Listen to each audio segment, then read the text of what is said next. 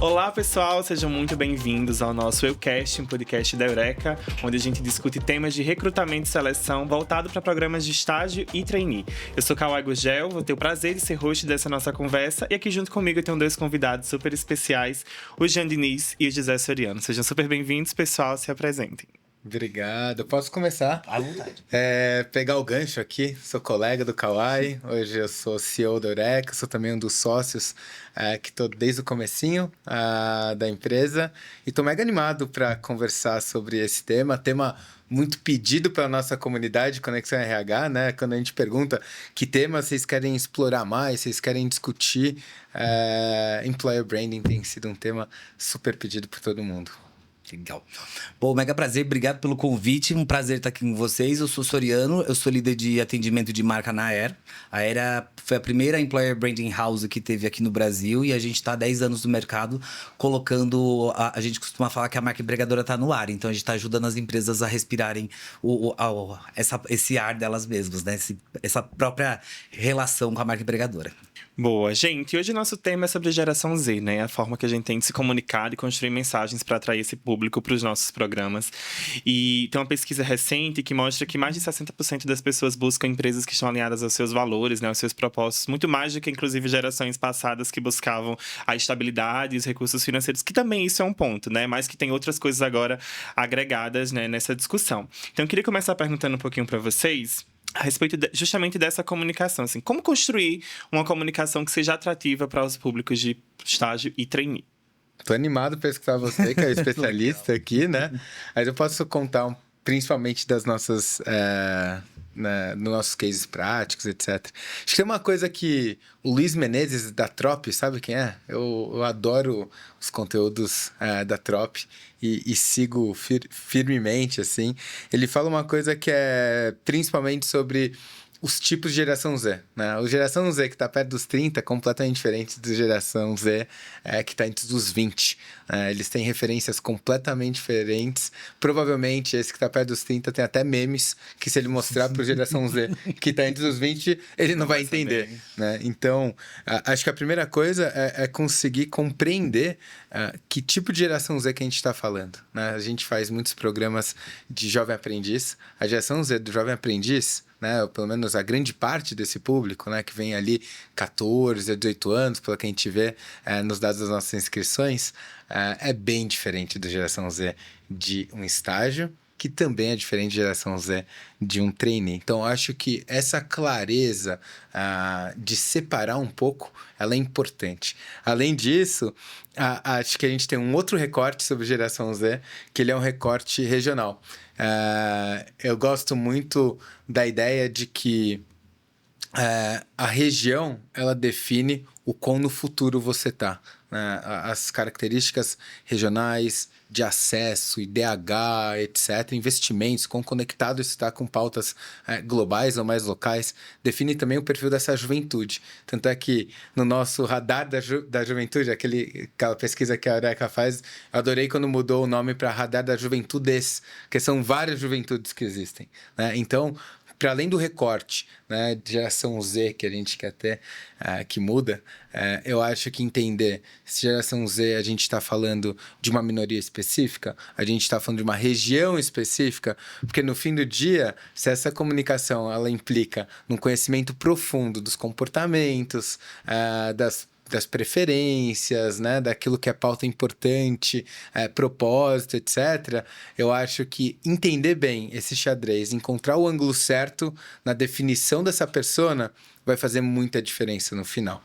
Então, só um primeiro parênteses, né, para a gente não entrar direto e generalizar geração Z. Mas eu acho que talvez o que está mais vivo para mim ultimamente é sobre canal. até porque foram os experimentos que a gente tem feito que a gente tem visto o maior impacto. Quando a gente começou a estudar um pouco sobre o impacto de cada tipo de canal, Instagram, TikTok, LinkedIn, etc., olhando também um pouco dos dados de onde são as fontes, né, de quais canais a gente vê as inscrições, etc., a gente percebeu numa dessas pesquisas que o termo Career Talk, né, Carreira Talk, é uma hashtag que é muito mais buscada do que um conjunto de acessos de mesmo período no LinkedIn para essa geração que ainda está na escola, por exemplo. Né? E isso muda muito. Então, acho que eu começo trazendo essas duas coisas, já passa aí, professoriano, que é, primeiro, a gente quando pensa em geração Z e posicionamento de marca, a gente tem que fazer um recorte e encontrar o ângulo certo, né, de que tipo de geração Z é essa que a gente está falando. E segundo, que canal é esse que a gente quer usar para eles e talvez desbravar canais que a gente não está tão acostumado a trabalhar, né? A gente já tem facilidade de pensar numa campanha e no posicionamento LinkedIn, talvez alguns portais que já falam sobre o tema, etc.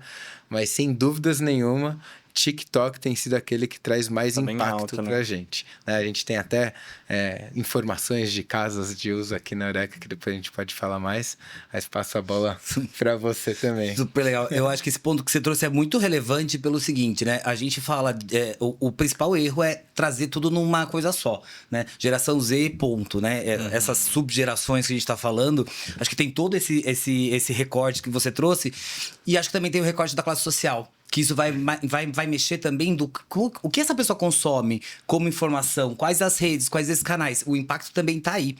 E entender também que o teu público, a tua mensagem tem que estar direcionada para esse público, independente do canal. E tem que estar em todos os canais. Porque hoje essa geração fala, mas eu não consumo LinkedIn. Mas se a empresa não está no LinkedIn, por que ela não está no LinkedIn? Então, assim, existe uma cobrança dessa geração de querer saber mais e entender que cada canal tem uma função e tem que ter um tipo de informação. Então, cada um vai responder uma pergunta diferente para essas pessoas, né? Então, acho que o recorte é realmente isso, né? A gente está num mundo multicanal e isso não tem volta, né? A gente não tem retorno para isso. E as pessoas estão cada vez mais exigentes de volume de informação relevante. Então, acho que é muito a gente olhar para nesse olhar.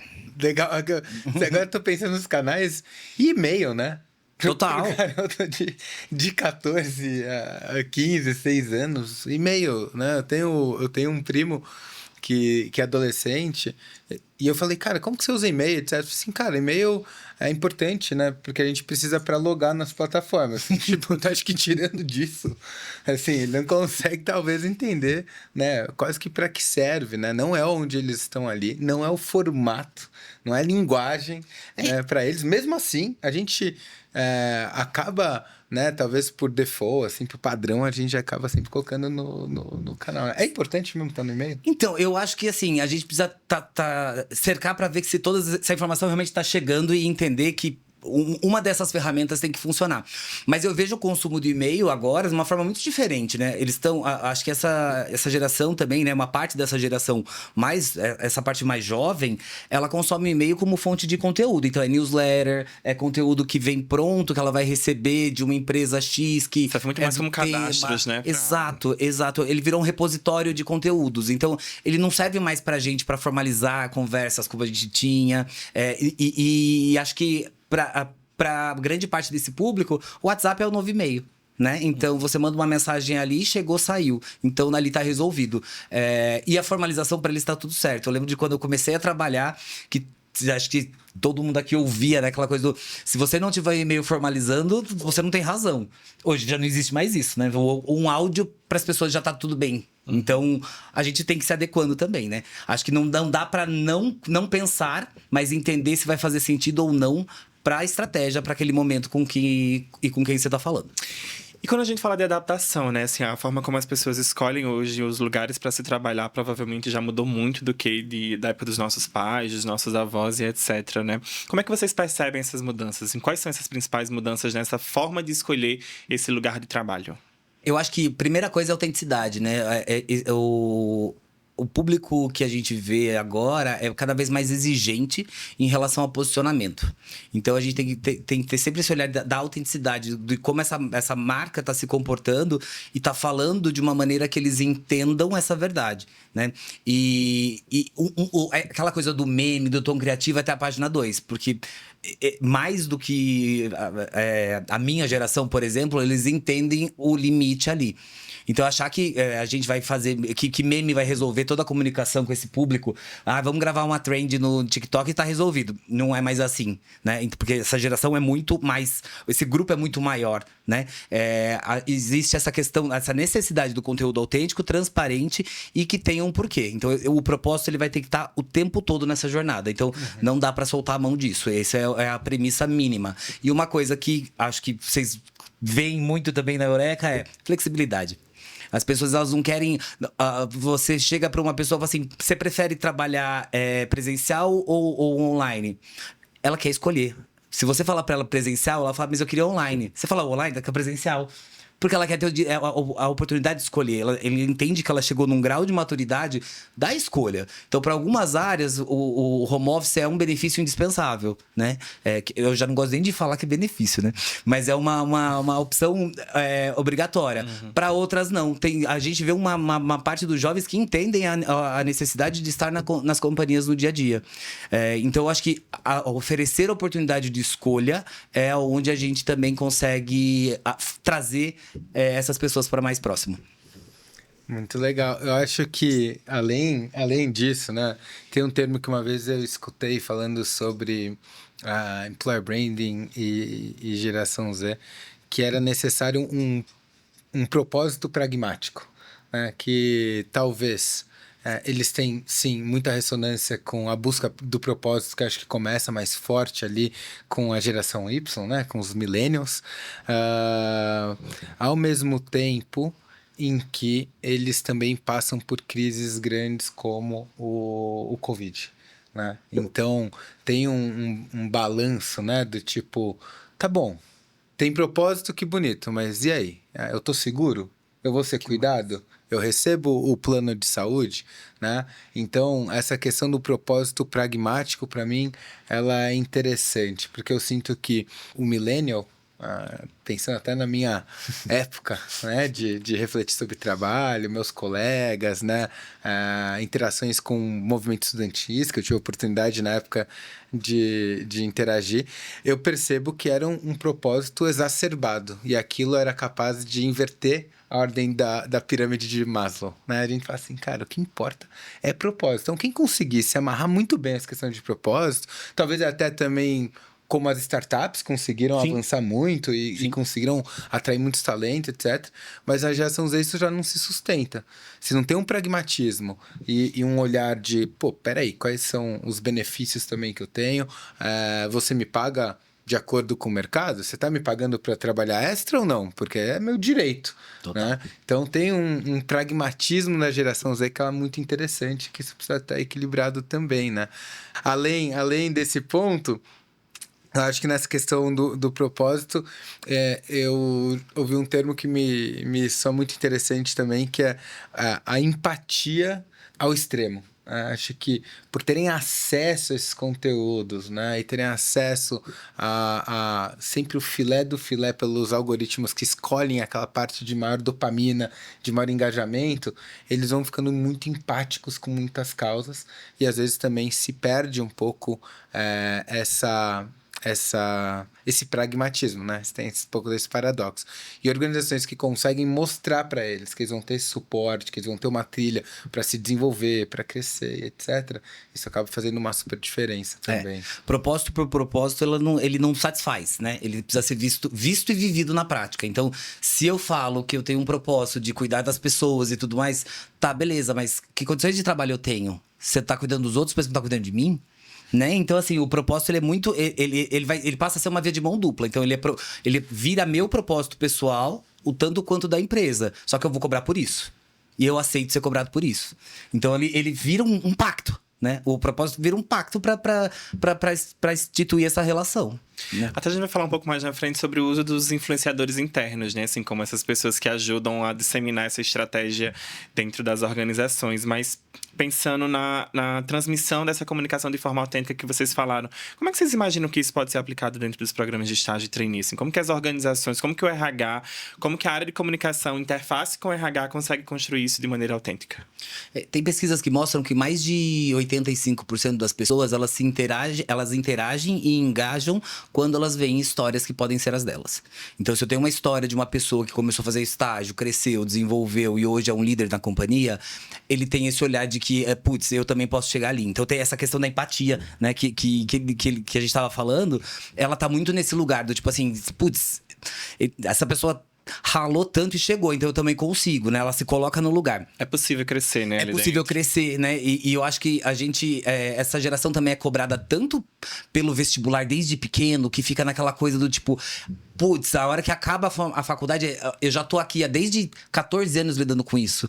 Então eu mereço um cargo também melhor. Então, assim, você pode ver que os programas de trainee estão cada vez com aceitações melhores e o processo do trainee para um cargo de liderança é automático, praticamente. Ele segue nessa linha, porque senão não tem adesão, né? Os de estágio, ele ainda tem mais um caminho para galgar. Uhum. Mas agora não. Essas pessoas, elas têm mais uma certa urgência, porque elas entendem que estão vivendo nesse mundo de formação e estão se dedicando a isso por muito mais tempo. Então, acho que quanto mais a gente conseguir mostrar para as pessoas a trilha de carreira, né, de pessoas que são exemplos na companhia, de pessoas que são referências dentro desses lugares, mais a gente também consegue trazer para a realidade. Né? E mostrar que uma carreira ela também precisa de tempo e de experiência. E trabalhar nesta empresa vai te dar toda essa experiência, essa bagagem que você precisa. Muito legal. Poxa, eu tenho acho que 2 cases que me inspiram muito. Um deles é daquela Tata. Tata é um grupo grande indiano, né? Eles têm investimentos em tudo que você pode imaginar. Mas esse é da Tata Motors, né? Que é super antiga. Eles são uma montadora, né? Lá na Índia. E imagina, né? Uma montadora já com um legado enorme, super tradicional, etc. E aí eles resolveram fazer um reposicionamento da marca, porque eles estavam percebendo que eles não conseguiam atrair mais talento da geração Z, eles estavam perdendo para a indústria de tech, que é uma indústria pujante também na Índia, Sudeste Asiático e assim por diante. E aí eles resolveram fazer principalmente a estratégia de encontrar os influenciadores internos. E um dos nichos que mais funcionou foi criar essa força de influenciadoras mulheres, né? E mostraram também uma linha, claro, era uma coisa pequena, mas eles deram muita atenção, muito foco para uma linha de montagem que era inteira composta por mulheres, instrumentalizaram as mulheres para fazerem esse chamado, né? Eles tiveram, assim, acho que foi 47% de novos recrutadas, né, mulheres nesse processo. Para pensar, cara, metade. Isso nunca tinha acontecido na história da Tata.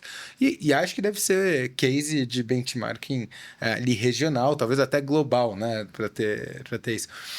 E aí é muito sobre isso, né? As mulheres conseguiam relacionar com aquilo que elas estavam vendo. Acho que olhavam e falavam assim, poxa, eu também gostaria de estar nesse lugar que elas estão, né? Segurança. Tem toda uma questão também ali de e acho que mais sociais. também trabalhar num lugar que valoriza ela, né? Total. Que ela se sente valorizada, assim como as outras mulheres foram valorizadas, né? Totalmente. E aí teve a segunda coisa que começou a acontecer, foi que o programa de referral, né? De indicações, bombou. Muito. E eles começaram a trazer pessoas de outras indústrias, mas com competências que encaixavam para aquela linha. E aí eles falam muito do quanto eles sentiram essa inovação de ter esse mix, né, de mulheres diferentes, de outras indústrias, etc., trazendo um olhar mais fresco, enfim. Eu acho que o grande lance do programa de influenciadores internos é porque ele tem que ser uma gestão intencional. Você não pode achar que os talentos da companhia, eles vão sempre falar coisas que vão, né, que estão condizentes com aquilo que você deseja ou não. Eles vão falar verdades. Então, quando eles são intencionalmente tratados, né, e a gente faz treinamento, desenvolvimento com essas pessoas, elas conseguem colocar até a vulnerabilidade da companhia, até o lado mais fraco da companhia, como uma possibilidade de, putz, vem cá para ajudar a resolver isso. Então, você consegue trazer as pessoas para esse lado. Então, uma oportunidade, né? O que era um problema passa a ser uma oportunidade. Então, acho que isso pega muito também essa geração, né? Esse público de uma forma mais ampla, de poder solucionar problemas, de consertar, de ir atrás. Então, esses influenciadores, eles vão ter esse impacto muito grande de mostrar que aqui é trabalho duro, mas você tem um salário legal. Aqui, aqui não é fácil, né? A rotina aqui é cansativa, mas você tem carreira. Então, assim, são as trocas que a gente tem como qualquer relação de contrato, de trabalho, relação pessoal. Então, é tudo, né? São essas trocas. Tô curioso para saber também da sua experiência, né? Que você deve ter vários clientes e você deve passar por isso com várias empresas. Quais são os desafios de uma empresa implementar um programa desse? Porque no final é meio um elefante na sala, né? Porque Glassdoor já existe há anos. A gente já tem as pessoas influenciando para fora positivo e negativo, né? Ao mesmo tempo, a gente finge que isso não existe, a gente fica torcendo para ver coisas bonitas. Se é algo ruim, você tenta entender como trabalha também ali, né, no backstage, atrás das cortinas. O que uma empresa precisa começar a fazer para ter sucesso num programa desse? Primeiro, acreditar no programa. Porque a gente passa por muitas empresas que vêm falar que quer o programa, que quer desenvolver o programa, mas não acredita. Ou seja, né, o trabalho nosso acaba sendo um pouco desperdiçado porque as pessoas não compram isso como uma verdade. Que é bonito na teoria, né? Assim, Exato. como parte de uma estratégia, mas na aplicação... Exato. Né? Então, assim, realmente acreditar no potencial disso. Tem alguns números, umas métricas que falam, né? Quando uma página de uma companhia faz uma postagem, ou quando um funcionário faz, que, né, a quantidade de pessoas que vai atingindo são muito maiores. Mas eu acho que o que faz realmente o processo dar certo é você desenvolver essas pessoas para elas para elas exercerem esse papel de influenciador de forma autêntica. Colocar a sua verdade, a sua história dentro da companhia. E não eu passar um conteúdo pronto para as pessoas postarem ou passarem para frente de uma forma aleatória. Então, quando eu coloco o elemento pessoal, eu coloco a minha vivência nessa empresa, aí sim, aí as pessoas vão acreditar vão levar essa pessoa como uma pessoa relevante quando falar de alguma coisa. Eu até vi uma pesquisa... Desculpa, Jantin. Não. Eu vi uma pesquisa esses dias que fala que 67% das novas gerações elas confiam mais na opinião de funcionários do que nas campanhas publicitárias das empresas ao divulgarem as vagas. Tem um número que pós-pandemia, esse número é bem maior, assim, quando você fala até de mídia e de governo. Acho que no Brasil, acho que chegou em 85% das pessoas que acreditam muito mais no que a empresa fala do que a mídia, do que as redes sociais, do que ONG, do que qualquer coisa. Mas por que isso, né? Porque quem vai impactar o dia a dia dele é a companhia. Ou dela é a companhia. Então, se na minha empresa o dólar tá a R$1, pra mim o dólar é R$1. Porque é a minha vida. Né? Então, o mundo tá com outra coisa, mas eu tenho que seguir o que tá dentro da minha rotina, no que vai me impactar no dia a dia. Então, acho que isso tem um peso muito grande, né? Então, que verdades que a gente tá contando e como, né? Para as pessoas realmente acreditarem nisso. Muito legal. Eu tô querendo saber mais na prática, assim, do tipo... Tá, sou uma empresa. A Eureka.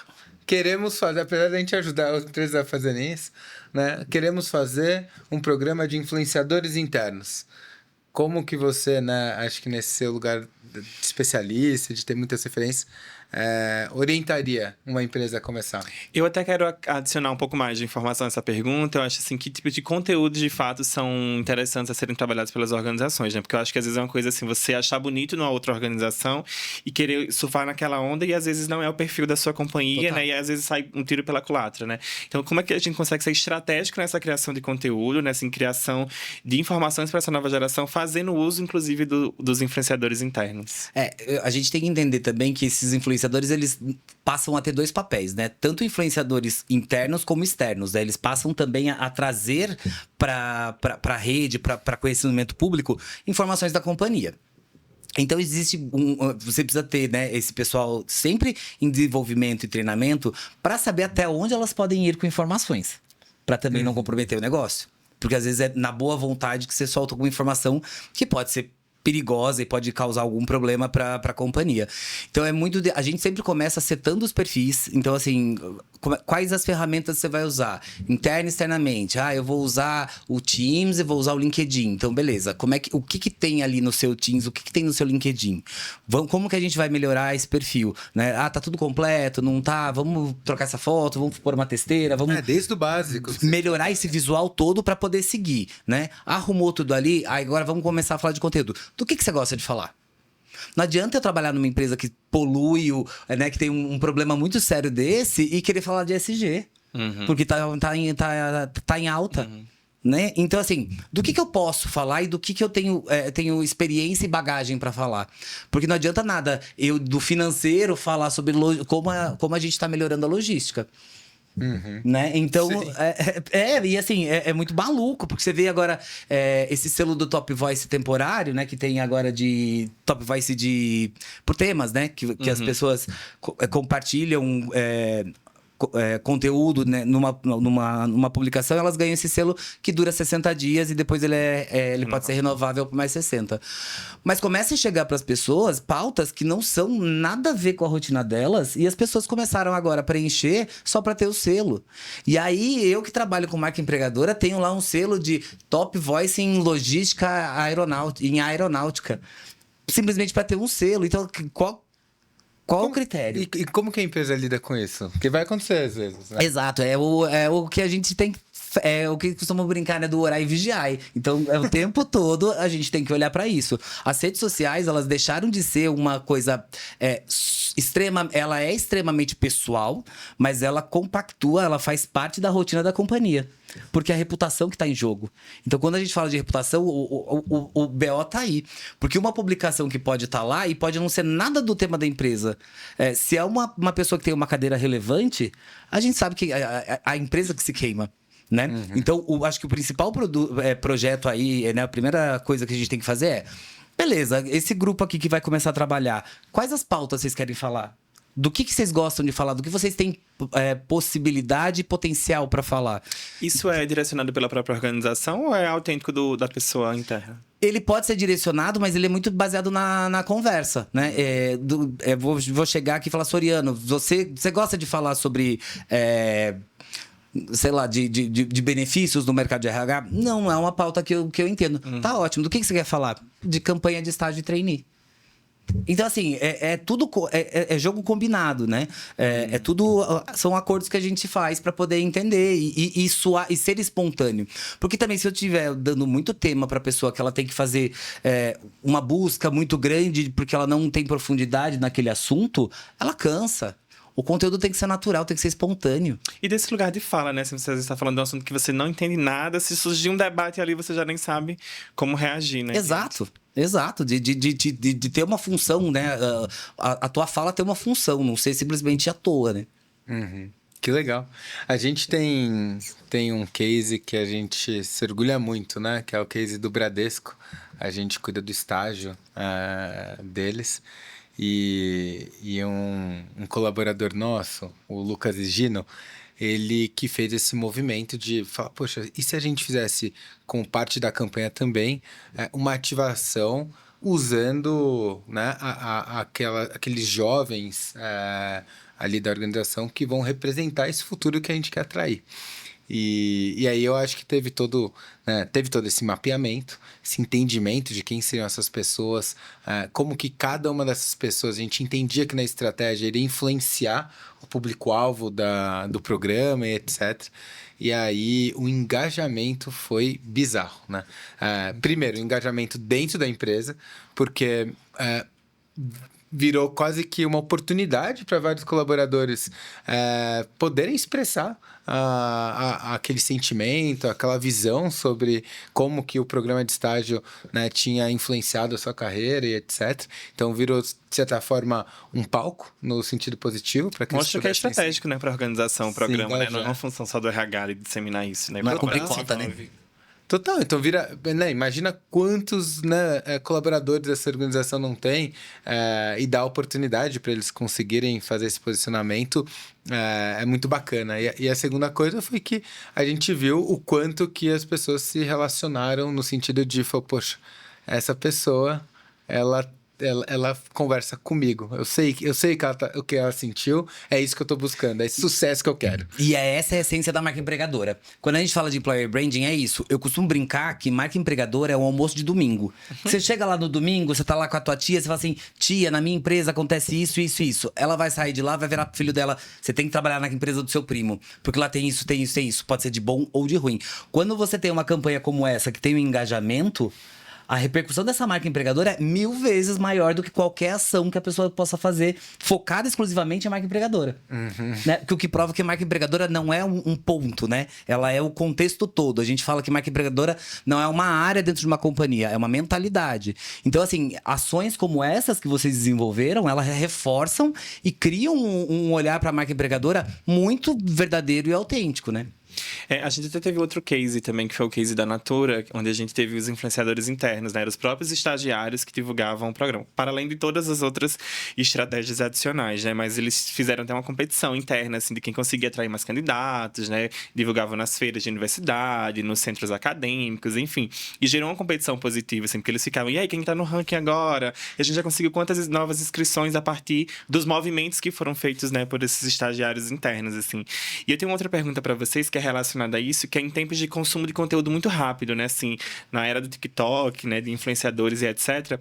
Como que as empresas, elas conseguem gerar esse conteúdo, né? Como que elas conseguem criar essas estratégias em tempo que as pessoas batem o olho e precisam ter a informação muito rápida, né? Boa pergunta.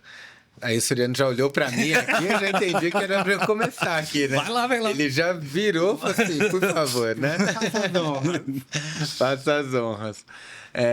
Poxa, eu acho que o que eu tenho para compartilhar são aprendizados que a gente teve com alguns processos onde a gente escolheu fazer via TikTok. Acho que a primeira coisa para as empresas que estão querendo se posicionar com conteúdos em mídias, né, que a gente sabe que a geração Z é muito forte, TikTok, é garantir que eles têm a presença lá, como você falou, e saber que vai ser uma jornada de aprendizagem, né? Claro, elas podem também resolver contratar um especialista e terceirizar 100%, é uma solução, mas eu acho que é sempre importante que elas entendam e aprendam junto, né? Como lidar com essa mídia e com esse conteúdo. No nosso caso, a gente tem feito sistematicamente esse posicionamento usando o TikTok, e a gente vem percebendo a melhoria, né, da nossa forma de gerar o conteúdo, de começar a entender nas estatísticas, né, o que engaja mais, o que não engaja, e nem sempre é tão óbvio assim, né? Tem aquela piada que todo mundo fala assim, ninguém nunca consegue explicar por que um conteúdo viraliza, né? Assim, não é uma fórmula que você consegue uma receita de bolo o tempo inteiro só ali fazer, né? A gente recentemente teve um case que viralizou, que foi o do jovem aprendiz da Vivo, e quando a gente começou a analisar, eu acho que a primeira coisa importante é perceber que a consistência de estar presente no canal foi mega importante, né?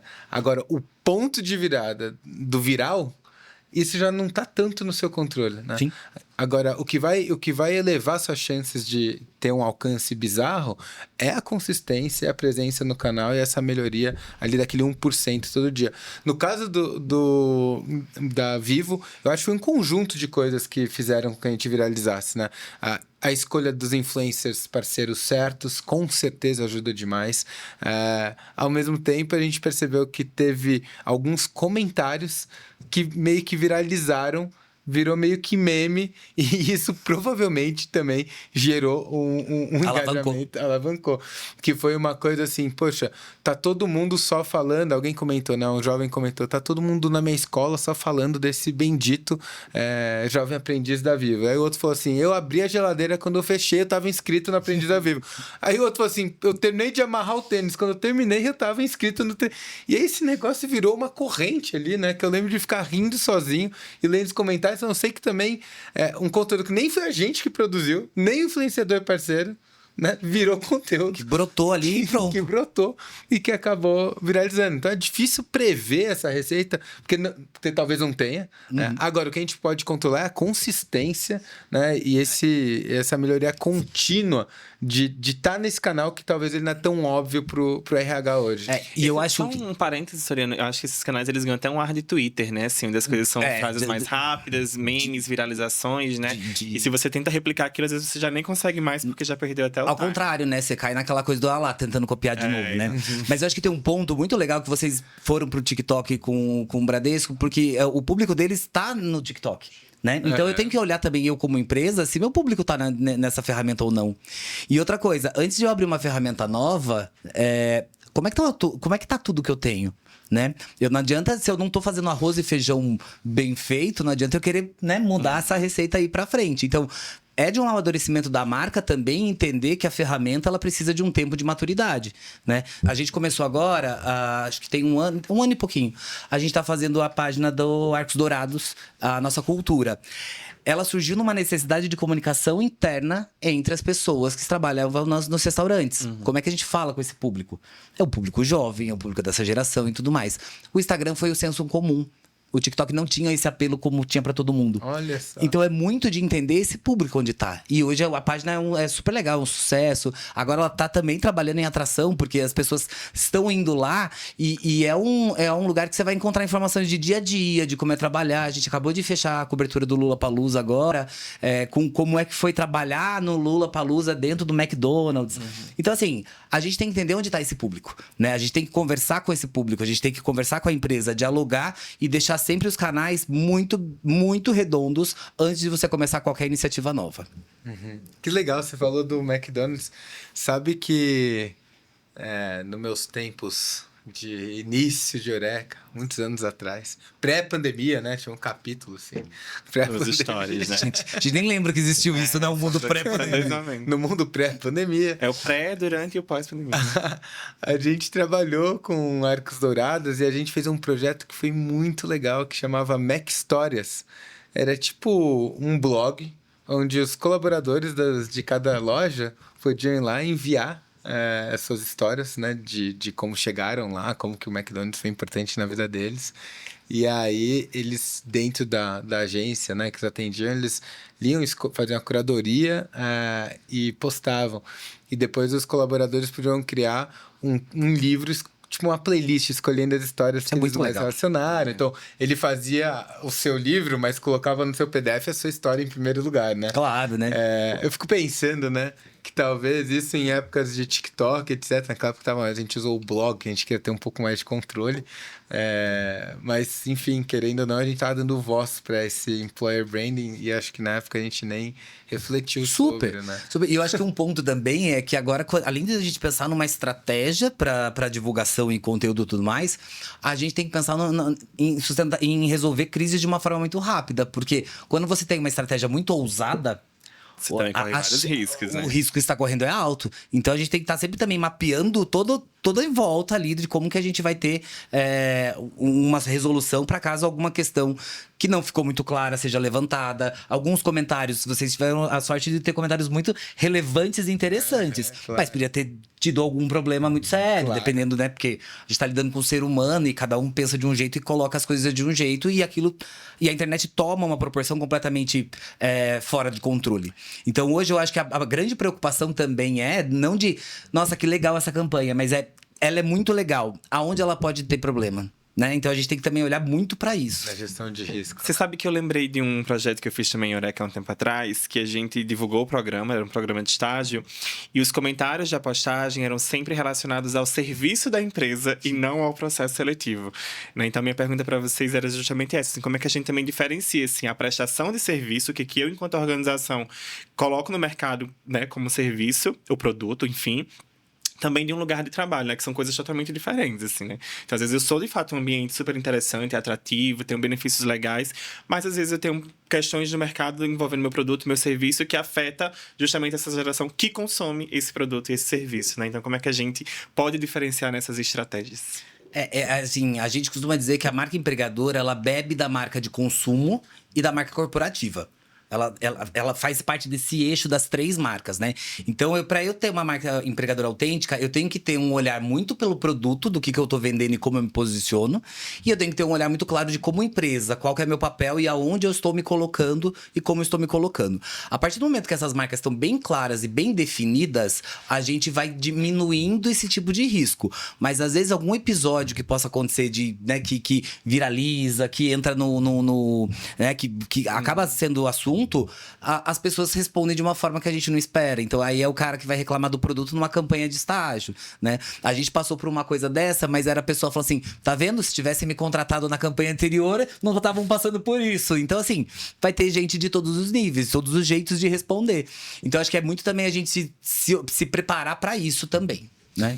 Pelo que eu tô entendendo, é como se as estratégias, então, elas estão juntas. Tem que tá. Não adianta eu pensar só a marca empregadora e desassociar das outras coisas, Não. porque no final das contas eu vou ter impacto de uma na outra, né? Ela bebe uma da outra, elas vão entrelaçando. Então, se eu, como empresa, não tenho um posicionamento, não é a marca empregadora que vai ter. Né? Porque até se você olhar o fluxo de trabalho dentro dessas empresas que tem um posicionamento que são mais low profiles, a dificuldade que você tem de aprovar uma ideia, um projeto e tudo mais é muito maior do que uma empresa que tem um posicionamento claro e estratégico, né?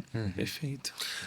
E eu acho também que vai variar de cada caso, né? Super. Tem que ter um olhar estratégico para entender o que é mais necessário em relação à marca empregadora. Se a gente tem um produto que é altamente conhecido, que todo mundo já tem uma relação com ele, eles estão fazendo um bom trabalho de como eles entregam essa mensagem para seus públicos, etc. Talvez o trabalho da marca empregadora aqui é completamente diferente de uma empresa que, às vezes, enfim, tem um produto que não é nem uma questão de só não ser conhecido, às vezes é o que a gente chama, né, de agora tá na moda falar dos boring companies, né? As empresas chatas. Que às vezes tem empresas, cara, que elas provêm uma solução de cibersegurança para cloud distribuído, sei lá da onde, sei lá, né? Num nicho específico de indústria. Então, assim, é uma empresa que provavelmente ela tá altamente requisitada, que ela tá quente, que ela é importantíssima, mas ela não tem... ela tem um público talvez B2B, né? E o público geral talvez nem conheça, né? Então, ali ela vai ter provavelmente um apelo de marca empregadora, que é como traduzir isso para aquele candidato, né? Que provavelmente tem competências super relevantes para essa empresa, mas não necessariamente ouviu falar, talvez nunca Desconhece, nem né? entenda a indústria, talvez. Né? É através da marca empregadora que você vai explicar quem é a empresa e o que ela faz. Exato. Né? Então, assim, é isso mesmo. Principalmente para talento de entrada, né? Assim, quantas vezes a gente não passou por empresas que, putz, elas são indústrias, elas são... própria, né, empresa de logística que a gente estava falando agora. Eu já tive de fundo de investimentos, assim, que você fica... É uma bolha um pouco mais restrita, né? Pra você Exato, assim. Então, é muito fácil quando é um produto que todo mundo conhece, né? É o roxinho, né? É o 2 hambúrgueres, alface, queijo molho especial. Enfim, tipo, a relação é direta de entendimento do que é. Você fala, tá bom, entendi. Então, de algum jeito eu ajudo lá. Mas quando é uma indústria, uma empresa logística, uma empresa de muito nicho, ou às vezes uma empresa que está fora de um centro-sudeste e ela quer atrair talentos de entrada no sudeste, né? Como que a gente posiciona, como que a gente faz ela ser sexy, mas usando dos recursos que ela já tem ali, né? Instalados, que a gente também não pode querer vender uma coisa que não é, porque é muito rápido que descobrem que não é, né?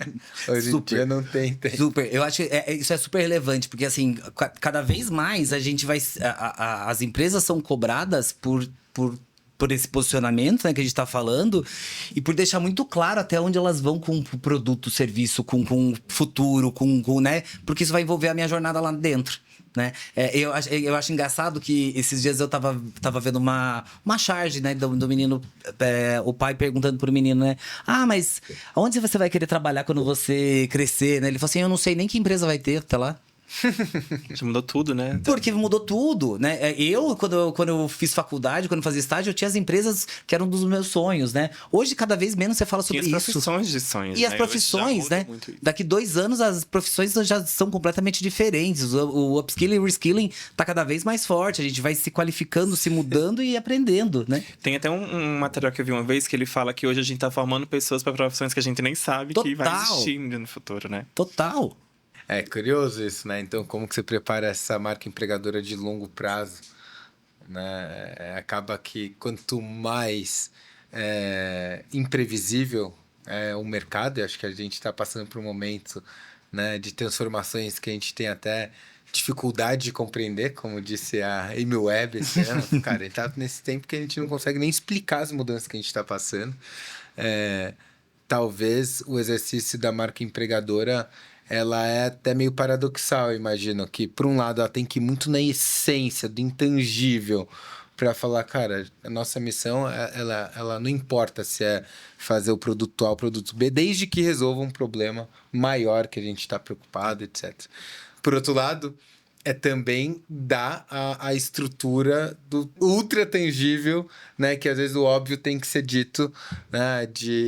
Do que é preferência. Sei lá, a gente faz a pesquisa lá do Radar Juventudes, a última edição mostra que mais 50% das pessoas optam por empresas que olham longo prazo, cuidado a longo prazo, mobilidade e desenvolvimento de carreira.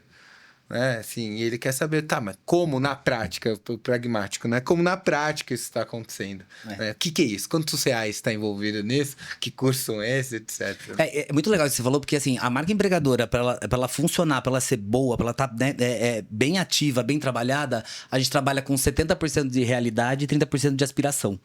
Olha, Porque eu tenho que gerar o desejo do futuro no talento. Porque ele não vai estar lá para pagar a conta de hoje. Ele vai estar lá para crescer, para desenvolver. Então, 30% tem da onde eu quero chegar. E como que você vai comigo fazer eu chegar lá. Então, assim, é muito esse 70% convite. 70% eu te entrego, 30% a gente faz 30% junto. é dia a dia, é transpiração. 70% é transpiração, é dia a dia. 30% é aspiração. É o que nós vamos ser, né? Então, é aí que a gente também consegue entender por que tem marcas que se comunicam tão bem e marcas que, por mais que sejam adoradas e tudo mais, não conseguem se conectar com talentos de mercado. Isso que eu ia perguntar, assim, em tempos de consumo muito rápido de informação, né, e de propósitos muito bem definidos e etc., às vezes a gente se depara, pelo menos em Eureka, assim, com pessoas que vão mudando de empresa muito rápido, né? Assim, o programa de estágio eu já quero outro, o trainee já vou para outro. Como que a gente consegue definir essa estratégia mais consolidada de retenção? Assim, como que eu garanto que essas novas gerações se mantenham nas minhas organizações, né? A partir do que eu tenho que fazer, assim, o que eu tenho que construir, pensar em que para fazer com que essa turma se mantenha e não vá sendo encantada com todas as outras coisas que vão aparecendo. São 70% de verdade, né? Porque se eu falar pra essa pessoa que, assim, trabalhando... Aqui você vai trabalhar bastante, mas você vai ter a sua recompensa, eu tô falando a verdade. Então, assim, o maior fator de pessoas desistirem do emprego, de uma vaga que elas entram, é por não condizer com aquilo que foi prometido pra ela no processo seletivo. Então, por que eu vou ficar numa empresa se pra mim ela já não tá falando a verdade? Né? Na minha contratação já não falou a verdade. Então, acho que esse é o primeiro ponto, assim, tudo que a gente conversa, e por isso que cada vez mais essa jornada do talento, do momento que ele se aplica para a vaga até o dia que efetivamente esse talento começa a trabalhar, essa jornada está sendo cada vez mais valorizada. Porque é durante esse processo que eu vou deixar bem claro tudo isso. E vou fazer com que essa pessoa entre calibrada para a realidade daqui. E a partir desse momento que ela entrou calibrada, ela fala assim, então beleza, então vamos embora. Então vamos junto, né? Eu tô curioso para saber quais são os grandes cases, assim, que você já trabalhou ou que te inspira, onde eles conseguiram, sabe, tangibilizar tudo isso que você tem trazido de Employer Branding.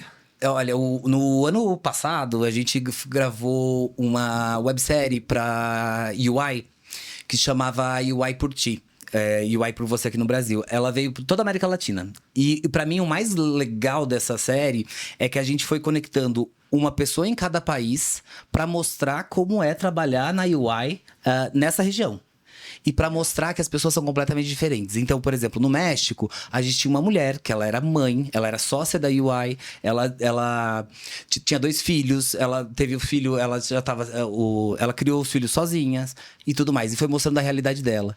Aí na Argentina, eu tinha uma mulher que era completamente diferente, era jovem, era uma pessoa que estava desenvolvendo na carreira e que através da UI conheceu uma pessoa em outro país.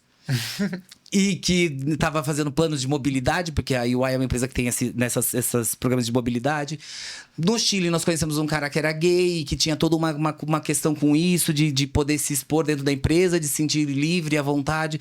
Então, acho que isso foi muito legal, porque a gente conseguiu mostrar que a mesma empresa, ela nunca vai ter uma série padrão de funcionários, né? E é graças a Deus, né? Isso que é a diversidade. Então, quanto mais diferente for, melhor. Então, acho que toda a campanha que a gente tem, que vai trazendo as diferenças e vai somando, acho que isso tem esse olhar, esse tem um valor muito grande para as pessoas, né? E acho que a última que a gente fez agora, que ficou super legal, foi a da cadeira do Nubank, que a gente falava, né? Convidava as pessoas a sentar nessa cadeira e fazer o extraordinário. Então, sentar na cadeira roxa e conhecer todas as oportunidades que o Nubank tem. Isso foi o posicionamento de EVP, e que a gente teve uma campanha que foi super legal, teve uma repercussão muito bacana. E aí a gente ainda tá trabalhando com eles esses projetos. Que legal. E como que você vê o impacto, né, tanto em relação à atração, mas para os públicos internos também, né? De muda o engajamento. ponteiro, né? Assim, dá uma movimentada ali. Eu acho que a sensação de orgulho e pertencimento é muito forte. Quando eu olho que a empresa que eu tô tá com uma campanha que tá trazendo pessoas, que tá mostrando como são as pessoas ali, eu falo, gente, putz, o próximo pode ser eu, né? Tá estrelando ser reconhecido pela empresa, ou não, né? Ou aquela coisa tem gente que não gosta também, né? Mas que, cara, a minha empresa tá investindo pra falar como é legal trabalhar aqui. Então eu preciso me dar mais, eu preciso me entregar mais pra poder fazer a coisa acontecer, né? Então eu acho que tem muito desse olhar do orgulho, do pertencimento. Acho que às vezes a gente ouve muito das empresas num espaço muito batido, né? De orgulho, de pertencimento. Mas isso é o que realmente faz a diferença, né? Porque as pessoas querem que as empresas, algumas querem que as pessoas tenham orgulho e senso de pertencimento, assim, mas não tem um porquê, né? O que você tá me dando para eu sentir isso, né? Então, assim, como é que a gente trabalha isso? E acho que isso que faz muita diferença. Tá faltando 70%, né? Tá faltando 70%. E deixar claro que os 30% estão ali também, né? Uhum. Cara, você foi falando e eu fui viajando aqui, né? Pensando que talvez um dos maiores desafios na hora né, de aprofundar no tema do EVP e etc., captar aqueles momentos, né, que geram orgulho nos colaboradores. Por mais que são colaboradores diferentes, geram orgulho por valores iguais, né? Eu fiquei até pensando assim na Eureka, né? Que me faz orgulhar, né, de ser um Eureker, como a gente brinca lá no nossos grupos. E é curioso, né, que quando a gente escuta algumas histórias específicas, a gente fala assim, opa, tá aí.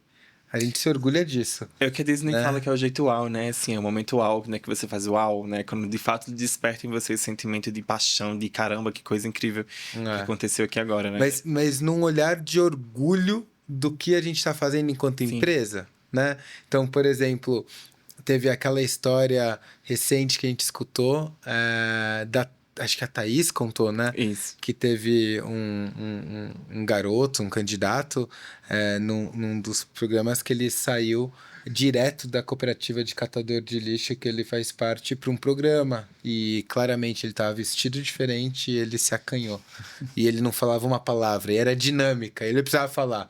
E aí o pessoal da Eureka se olhou e falou assim, tá, como que a gente vai ter que interferir. Aqui. Se a gente não criar uma condição diferente para esse grupo, a gente não está trazendo a diversidade que precisa. E de forma, né, muito sutil, trouxeram uma pergunta ali e uma provocação para que o grupo desse essa oportunidade para ele também se posicionar. E quando ele abriu a boca, parece que foi assim, um espetáculo. Voou. Ele volta no dia seguinte com um terno emprestado do pastor da igreja dele, com a gravata na mesma cor da paleta de cor da empresa que ele estava aplicando. E aí ele passa e muda a esse 1 grau que vai mudar na carreira dele, desse passo, vai mudar quilômetros lá na frente. Total. Né? Eu acho que é esse tipo de história que faz tudo valer a pena, né? Exato. E aí, nessa hora que ela contou, eu falei assim, uau, eu me orgulho de ser da Eureka. E aí, isso já puxou uma outra história, que puxou uma outra história, e falei assim, então nós somos completamente diferentes com a White. Mas a gente se orgulha das mesmas coisas. E talvez essa é a cola, né? Que a Sim. gente tem que garantir que tá traduzido para fora. Sim. Eu ia até perguntar, Soriano, especialmente para você, assim, o que é que você imagina hoje que são os principais erros que as empresas cometem, né? Acho que para além do não comunicar esse 70% que você coloca, mas que outras coisas, pensando justamente esse aspecto que o Jean trouxe, né? Assim, a gente tá falando da mesma geração, mas a gente tem que falar que tem espectros diferentes dentro da mesma geração, né? Se a gente fala de mulheres e de homens, já são diferentes a forma de comunicar. Se a gente fala de pessoas brancas e pessoas negras, então aqui entra no aspecto mais de diversidade também, né? Então, assim, quais são os principais erros das empresas hoje que elas cometem, né, nesse processo de comunicar ou não comunicar nos seus programas, né? Eu acho que primeiro é colocar tudo como um balaio só, a geração Z ponto, né? E a gente não olhar para essa segmentação. E entender também que não é porque deu certo para uma empresa que vai dar para mim. Né? Porque senão a gente já vendia tudo num pacotinho, né? Pronto, assim, né? Então a gente traz, assim como vocês aqui na Herta também, a gente faz soluções customizadas e personalizadas, entendendo a necessidade de cada empresa e aonde ela quer chegar, né? Então, assim, não dá para colocar tudo no mesmo bolo e falar se deu certo para uma, vai dar certo para outra. Não, é entender que esse público é mais exigente. Eles têm mais vontade de tomar decisão. Eles têm mais desejo por conseguir espaço, por garantir o espaço deles. Tem a questão da diversidade que, para eles, por mais que a gente esteja num momento de mundo que está andando um pouco para trás, para eles isso é pré-requisito já. São uma turma que levanta mais a bandeira, né? Que tá porque mais elas precisam se ver, elas precisam se sentir. Então, se não sou eu, por exemplo, eu não sou gay, mas a empresa que eu tô vendo ali tá com uma campanha que tem. Tá falando, né, de gays da empresa e tudo mais. Cara, mas meu irmão é. Meu primo é. Então, assim, eu não quero estar num lugar que eu tenha vergonha de falar disso. Que os meus que não sejam respeitados. Então, esse público é muito seletivo nesse sentido. Então, assim, se a gente for, né, colocar o principal ponto que liga toda essa geração Z aí, né? Eu acho que é muito isso, assim, se sentir representado e se sentir ouvido, né? E ter no sentido de tomar decisão, de poder falar, de construir, de ir atrás do dele. Isso aqui não é fácil, assim, colocar no mercado um programa, por exemplo, que pensa em diversidade, né? Assim, se afirmar como um programa de estágio, um programa trainee focado em diversidade. Mas eu acho que isso também pode ser um dos maiores erros, assim, porque eu penso nos projetos, pelo menos que eu já toquei, de outros colegas também, as empresas querem metas ousadas de diversidade, né? Mas aí quando chega o momento de aproveitar a pessoa, né? Eu vou viver esse momento de desenvolvimento. Aí eu não encontro isso. Ou seja, eu vendo uma imagem, mas no final das contas eu não consigo sustentar. Né? Então, acho que me parece que esse também é uma das coisas mais comuns de acontecer. Porque diversidade não é você só contratar pessoas diversas e ponto, né? Se elas são diversas porque elas têm níveis diferentes de oportunidade de vida, e isso vai gerar conhecimentos diferentes, habilidades diferentes. Então, assim, para eu ter equipes diversas, eu tenho que ter paciência para nivelar todo mundo, para trazer todo mundo para a mesma conversa, né? Pra gente pôr todo mundo para dançar junto, né? Então, assim, o que é dificuldade para um, para outro não é. Esse aqui passa a ajudar o outro. Então, assim, é muito nesse lugar da gente entender que programas afirmativos, eles precisam de tempo para não só para o processo, que é um pouco mais lento, mas para essas pessoas se sentirem à vontade e performarem como é esperado. E que antes de você convidar as pessoas para entrar na casa, tem que limpar, né? Tem que dar uma organizada aí. Exato. Você tocou num ponto que eu queria te perguntar, né? Você já falou de alguns riscos, né? Do quanto que a empresa tem que estar preparada para lidar com esses riscos, de fazer uma campanha de employer branding que às vezes é muito ousada, etc. Agora, o quanto ousado você acha empresas que às vezes querem concentrar numa ação única todo o posicionamento de marca que elas talvez não fizeram ao longo de ano ou anos até, né? Como se aquilo ali fosse a salvação dos problemas, resolver tudo aqui. Exato. Então a gente tem, né, um pouco de um sentimento duplo, né? Ao mesmo tempo que a gente entende, também somos empresários, né? Empreendedores, então eu entendo de onde vem, mas me parece também que às vezes não é o melhor investimento, assim. Talvez, apesar de ser mais caro no sentido de um esforço de mais longo prazo, um pouco mais profundo, me parece que é progressivo, assim, que a gente teria um resultado, né, de quase que um resultado composto ao longo do tempo. Ou não? Eu acho que eu adoro analogia, né? E aí você pega uma analogia bem simples, assim. Se tem alguém se afogando e você vai lá e joga uma boia, você vai salvar aquela pessoa. Mas isso não vai impedir que outra pessoa caia e se afogue. Então não é uma ação que vai fazer com que você mude uma percepção de construída em muitos anos. Então, isso tem que ser feito de uma forma também... Eu acho que, às vezes, é necessário você ter alguma coisa de impacto, mas sem sustentação, sem constância, não adianta nada. Porque soa falso, não soa verdadeiro. As pessoas sabem que aquilo não é, né? É um momento, né? É uma onda que está sendo surfada. Entendi. Faz sentido. Então, assim, não é nenhum nem outro, né? Não adianta você chegar lá, agora usando essa analogia, e falar assim, não, pera aí que a gente tá fazendo um programa de treinamento de como não cair na água. Pô, dá a boia, né? Eu preciso da boia agora. Né? Então, também não adianta eu ficar, poxa, não, a gente tinha que pensar algo super longo prazo. Tinha que ensinar natação para todo mundo. Não, eu preciso ter, né? Aproveitar os movimentos anuais, né? Os semestrais, etc., como oportunidade de fazer posicionamento. Mas talvez entre posicionamentos grandes, né, pensar o que poderia ser feito. E aí, a gente acabou de falar, né? De às vezes o mais do mesmo precisa ser dito e ser reforçado. Se a liderança não estiver junto, não comprar isso, a gente não chega em lugar nenhum.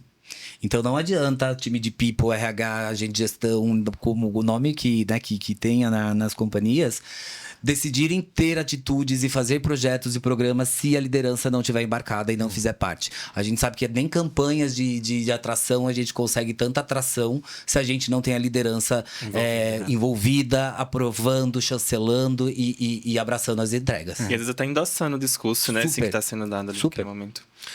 Tem mais uma pergunta para você que é assim... ir para programas focando em talento de entrada, né? Que acaba sendo muito ligado à geração Z, assim. O que você entende que é crucial, que dá mais resultado, né? E que você indicaria para as empresas ficarem atentas em relação? Acho que também já tem que começar a ficar atento com a geração alfa que está chegando, né? Que a gente não pode, né, negar isso, né? Que o tempo está passando. Mas eu acho que um dos pontos principais é aonde está teu público.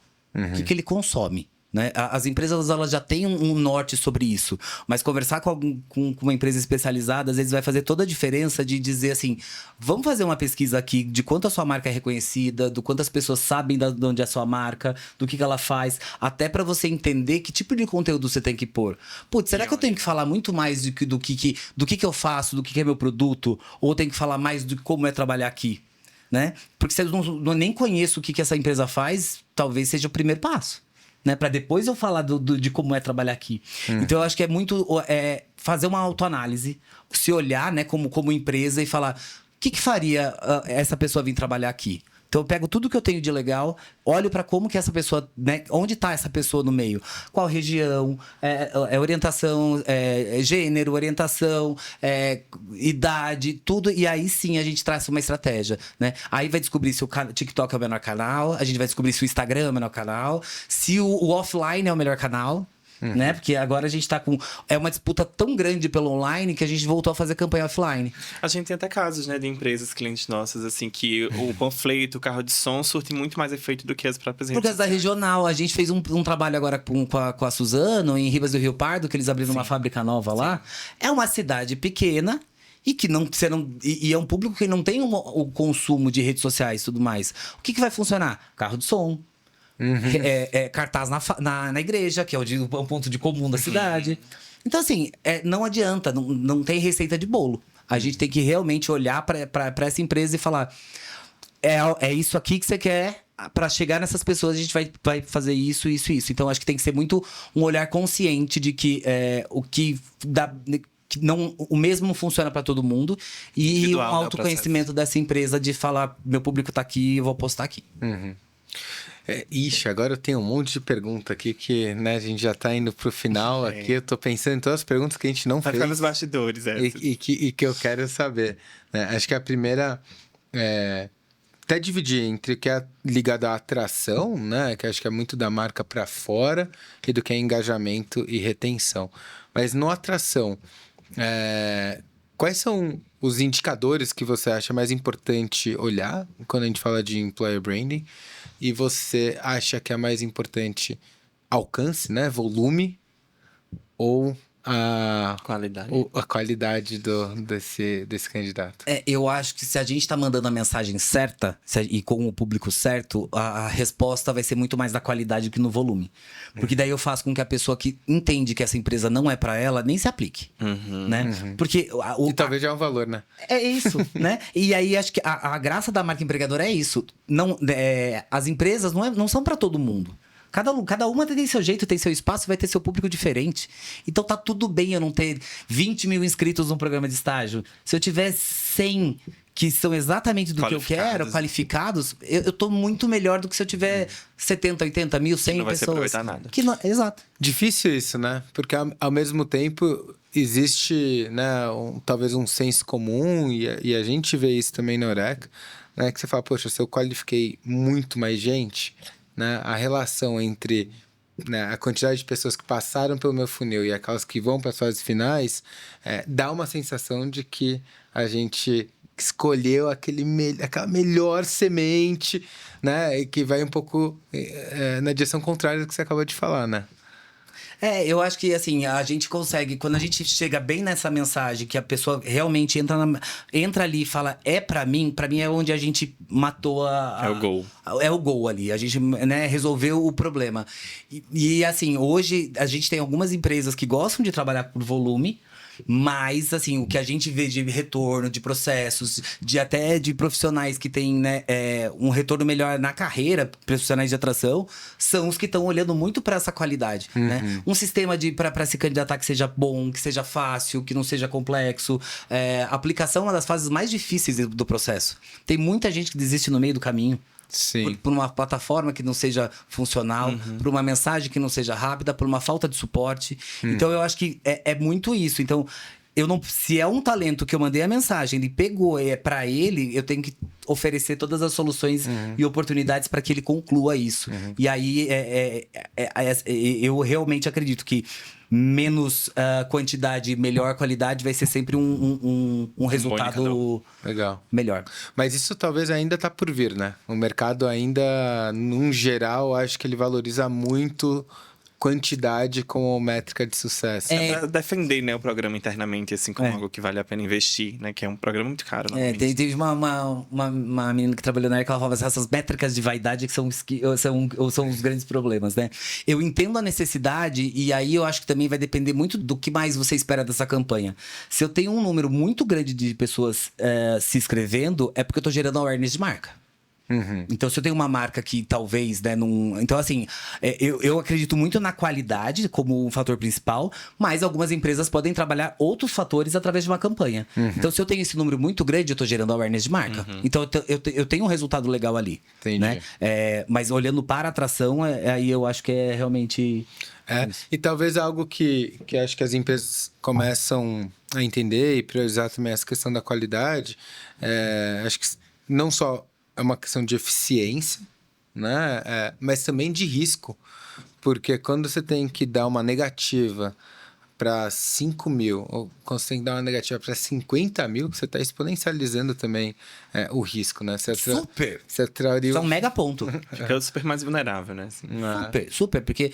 Talvez já sabia que aquela pessoa não era antes, né? Então, assim, você poderia ter poupado desse risco. Exato. E é isso, né? Uma coisa é uma pessoa ter uma reação, outra coisa são 50 mil pessoas tendo reações, né? Então...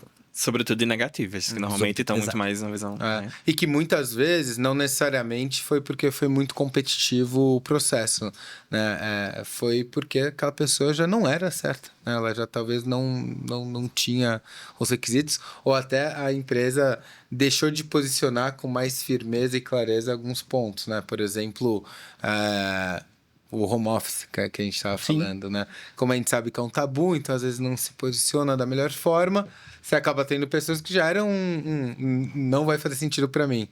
ela passa por esse processo, ela descobre depois, e aí ela tem a negativa, né? É engraçado, né? Você falou do home office e eu tô olhando um movimento muito... Eu acho que o home office é uma prática que, né, é indiscutível e tudo mais. Mas eu tô vendo uma galera dessa geração mais nova que tá valorizando muito o contato diário como aprendizado. Com certeza. E que, assim, a gente que tá um pouco mais velho, que a gente briga mais pelo trabalhar de casa, né? Mas eu acho que é um olhar que a gente precisa deixar para as pessoas também escolherem, para ter esse livre-arbítrio. Mas não esquecer de que o home office, eu acredito muito nele como uma opção. E não... Tanto o presencial quanto o home office. Sempre numa opção e não numa obrigatoriedade. E eu acho que essa coisa da cultura do dia a dia, às vezes tem seus benefícios. E principalmente dependendo da fase e da maturidade das pessoas. Claro.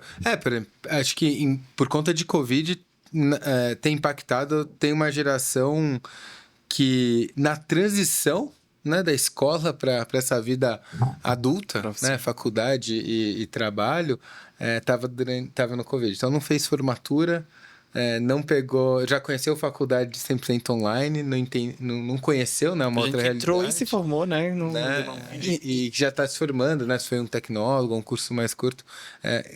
Quase que saiu junto da faculdade com a pandemia, então ela nem entende. E aí, muitas vezes, o home office vira um benefício, né? Na verdade. E aí você tem aquela série de skills que são desses desenvolvimentos sociais que não são tratados. E aí você tem, né, relações de trabalho que passam a ser um pouco complexas.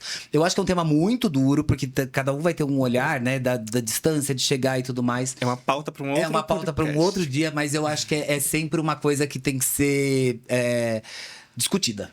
Não dá para não falar, porque ele vai impactar tudo, né? Desde da aprendizagem, tem os momentos de home office que você tem uma aprendizagem muito maior do que em grupo também, mas ele impacta dos dois lados, ele impacta várias vezes, né? Em várias coisas. Então, acho que ele vai impactar a marca empregadora, ele vai impactar uma atração, ele vai impactar em tudo. Gente, já chegamos ao final do nosso episódio. Primeiro, eu queria super agradecer a participação de vocês dois aqui. E pra gente fechar com a última pergunta, Soriano, eu queria que você falasse um pouquinho assim, o que você enxerga de tendência pensando nessa temática, né? Quais são os próximos passos da marca empregadora para a geração Z e as próximas que virão, né? E, Jean, o que você enxerga também de oportunidade, né, que a Eureka tem estudado, tem pensado aí também como próximos movimentos, tá bom?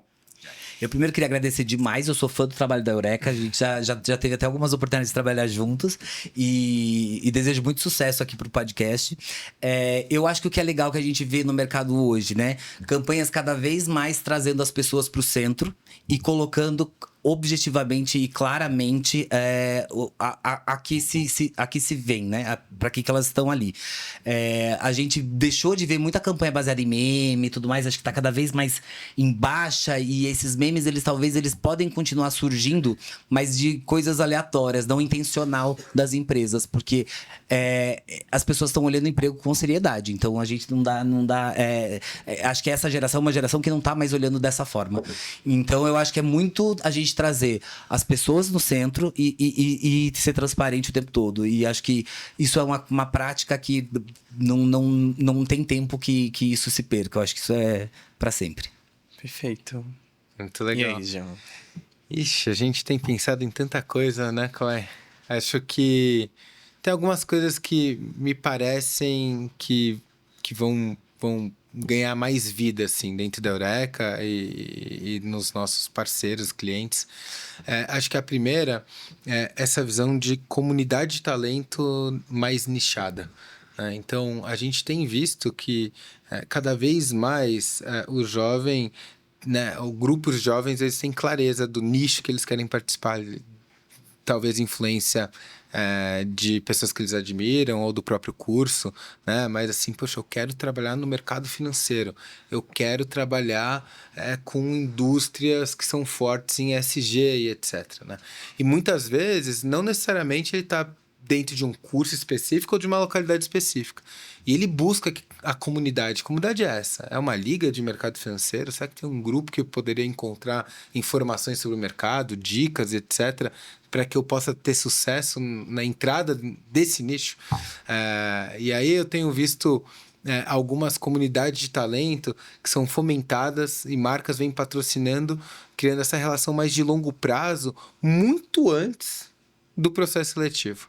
Eu acho que isso tem muita força, eu acho que isso também gera muita eficiência.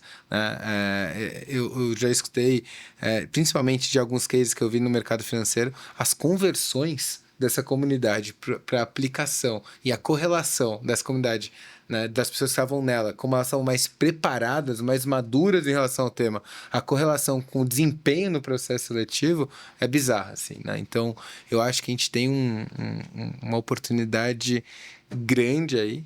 E a segunda coisa que acho que não dá pra gente ficar sem falar, aliás, foi curioso que a gente não falou disso, né, que é o famoso AI, né, que é o nosso grande tema do momento, né? Mas eu acho que com o AI a gente poderia colocar a geração de valor de marcas em relação a determinados temas para públicos específicos, escalando o customizado, né? Então, assim, será que uma marca de uma indústria específica, sei lá, indústria naval, né, que provavelmente pessoas que estão ali gostando e querem buscar essa comunidade, elas podem encontrar essa comunidade, como a gente falou, mas será que a gente não poderia deixar um agente da empresa para conversar 24/7, né, para responder as dúvidas, para contar do dia a dia, para indicar conteúdos, né, explicar do tema, às vezes até mais profundo, educacional? Então, eu acho que isso também vai ser uma tendência, quase que agentes de employer branding disponíveis para você tirar todas as suas dúvidas. É quase que aquela feira de carreira constante. Todo dia, a qualquer momento, que eu posso tirar uma ideia assim, mas eu posso trabalhar remoto aí? Claro que pode, não pode, assim que funciona, essa é a nossa política, etc. Né? Quase que real time ali nesse processo. Boa, pessoal, super obrigado. E você que nos acompanhou até aqui, muito obrigado pela companhia. Nos vemos nos próximos episódios. Acompanhe as nossas redes sociais, acompanhe os nossos próximos conteúdos. Se você tem interesse em entrar na nossa comunidade focada em atração e retenção de talentos, a gente espera vocês em breve, tá bom? Até a próxima, pessoal. Tchau, tchau.